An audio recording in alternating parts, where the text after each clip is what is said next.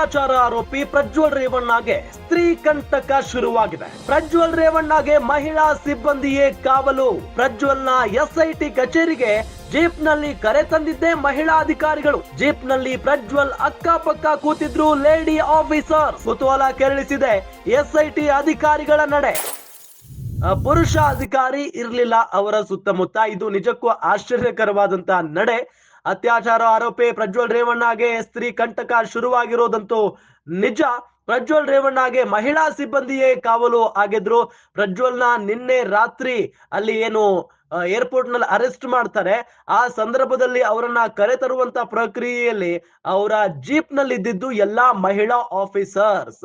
ಹಾಗಾಗಿನೇ ಎಸ್ಐಟಿ ಅಧಿಕಾರಿಗಳ ನಡೆ ಸಿಕ್ಕಾಪಟ್ಟೆ ಕುತೂಹಲ ಕೆರಳಿಸಿದೆ. ಯಾಕೆ ಪುರುಷ ಅಧಿಕಾರಿಗಳು ಪ್ರಜ್ವಲ್ ರೇವಣ್ಣ ಅವರ ಜೊತೆಗೆ ಇರಲಿಲ್ಲ ಅನ್ನೋದು ಒಂದು ಪ್ರಶ್ನೆ.